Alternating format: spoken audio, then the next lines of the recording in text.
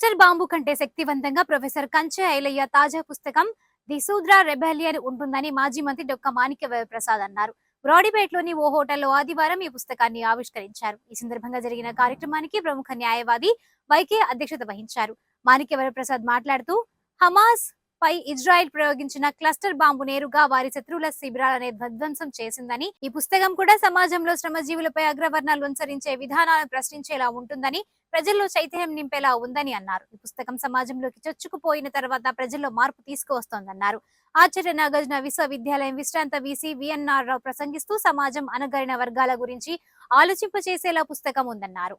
వ్యవసాయదారులను స్ఫూర్తిగా తీసుకుని పుస్తక రచన చేయడం అభినందనీయమన్నారు. అనంతరం కంచె ఐలయ్య మీడియాతో మాట్లాడారు. తాజా పుస్తకం ది శూద్ర రెబెలియన్ రచించిన ఉద్దేశాన్ని వివరించారు.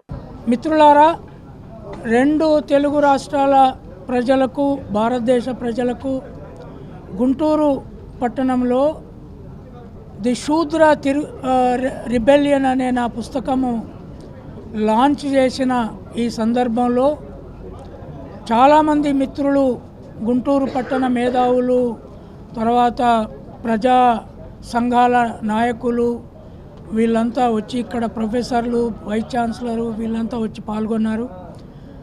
ముఖ్యంగా మా లక్ష్యం ఏమిటి అంటే, భారతదేశంలో శూద్రులంతా ఈ దేశ ఉత్పత్తిదారులు.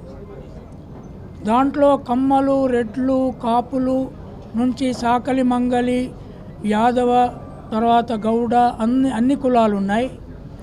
ఈ ఉత్పత్తిదారులు ఇప్పుడున్న బీజేపీ ఆర్ఎస్ఎస్ ప్రభుత్వము వీళ్ళను హిందువులుగా చెప్తున్నారు.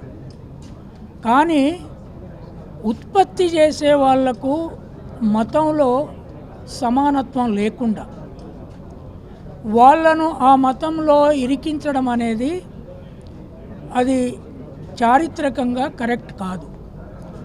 వాళ్ళు అందరూ హిందువులని మీరు చెప్తున్నప్పుడు తిరుపతి గుడి కానీ లేదా చిన్న గుడి కానీ పూజారులుగా ఉండవలసిన వ్యక్తులకు కులాలతో సంబంధం లేకుండా ట్రైనింగ్ ఇచ్చి మొత్తము పాఠశాలలలో థియాలజీ కాలేజెస్, స్కూల్స్ పెట్టి సమానత్వం ఇవ్వాలి.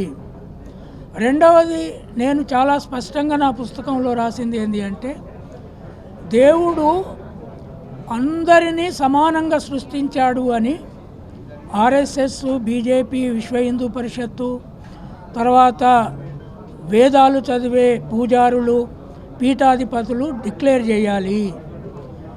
హిందూ సమాజంలో ఉన్న వాళ్ళంతా అందరినీ దేవుడు సమానంగా సృష్టించాడు. మేము ఋగ్వేదంలో చెప్పబడిన 4 వర్ణాల సిద్ధాంతాన్ని ఇప్పటి నుంచి నమ్ముతలేము అని చెప్పాలి. అది చెప్పకుండా ఏదో మత కొట్లాటలు పెట్టడానికి లేదా ఓట్లు సంపాదించుకోవడానికి అందరూ హిందువులు అనడము. రెండవది, ఉత్పత్తి సాధనాలు పారా, నాగలి సివిలైజేషన్ సింబల్గా గుర్తించకుండా పాఠ్యపుస్తకాలలో ఉత్పత్తి పనుల మీద స్కూల్లో, కాలేజీలలో పాఠాలు చెప్పకుండా ఈ దేశంలో సైన్స్ అభివృద్ధి కాదు. కుండ చేయడం అనేది ఒక గొప్ప సైన్స్. ఎవరైతే కంసాలులు ఉంటారో వాళ్ళు నగలు చేయడం అనేది గొప్ప ఇంజనీరింగ్ వర్క్. తర్వాత నాగలు దున్నడం అనేది ఒక